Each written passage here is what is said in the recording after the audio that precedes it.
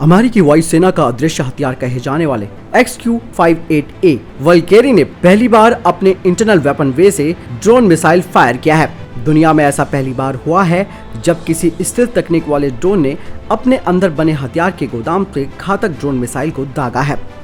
बताया जा रहा है कि XQ-58A वल्केरी की ये छठी टेस्ट फ्लाइट थी। यूएस एयरफोर्स ने इस घटना की तस्वीरें भी जारी की है। वल्केरी ने जिस ड्रोन को दागा है वो ALTIUS 600 है, जो साइज में बेहद छोटा होने के बावजूद 440 किलोमीटर की दूरी के क्षेत्र तक 4 घंटे तक खुफिया जानकारी इकट्ठा कर सकता है। पिछले साल जून में जनरल एटॉमिक्स ने अपने MQ-1C ग्रे ईगल से ALTIUS 600 ड्रोन को फायर किया था। अब इस टेस्ट के बारे में द एयरफोर्स रिसर्च लेबोरेटरी ने खुद ही सूचना भी दी है। हालांकि इस टेस्ट को 26 मार्च को एरिजोना के US army proving ground test range में पूरा कर लिया गया था। इस टेस्ट को अमेरिकी वायुसेना ने क्राटोस और एरिया 1 के साथ मिलकर पूरा किया है। इसमें क्राटोस ने वल्केरी ड्रोन का निर्माता है, जबकि एरिया 1 ने ALTIUS 600 की सर्विस उपलब्ध कराई है। हालांकि इस महीने एंड्यूरिल इंडस्ट्री ने एरिया 1 को खरीदने की घोषणा की है, जो इस कंपनी के नाम में बिना फेरबदल किए सेवाएं उपलब्ध कराएगा।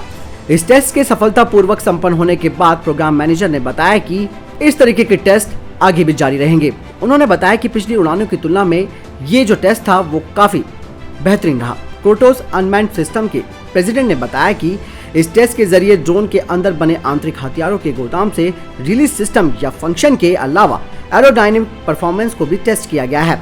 इससे पता चला है कि XQ-58A वल्केरी ड्रोन मिशन के दौरान न केवल प्रभावी ढंग से काम करेगा, बल्कि इसका ऑपरेटिंग कॉस्ट भी बहुत कम आएगा।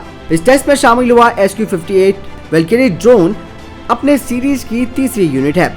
इसका सीरियल नंबर 158003 था, जबकि इसके पहले प्रोडक्शन का सीरियल नंबर 158001 था, जिसने मार्च 2019 में अपनी पहली उड़ान भी भरी थी।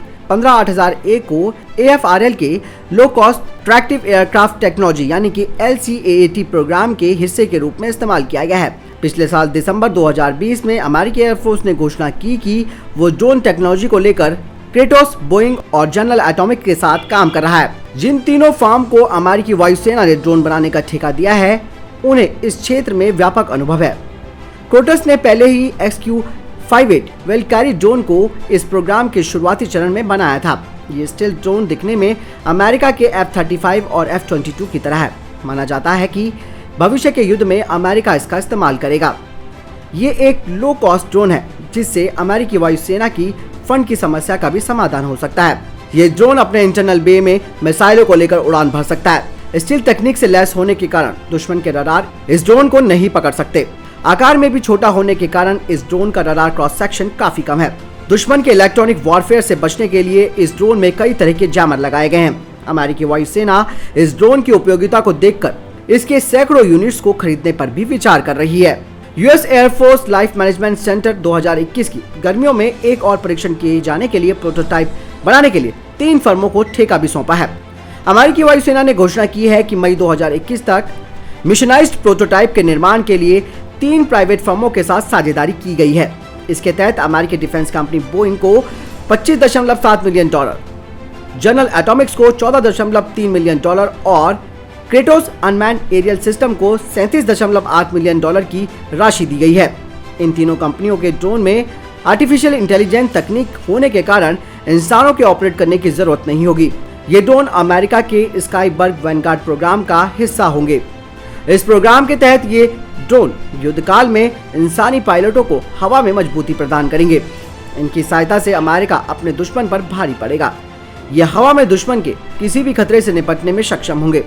इससे अमेरिकी पायलटों की कीमती जान भी बचेगी।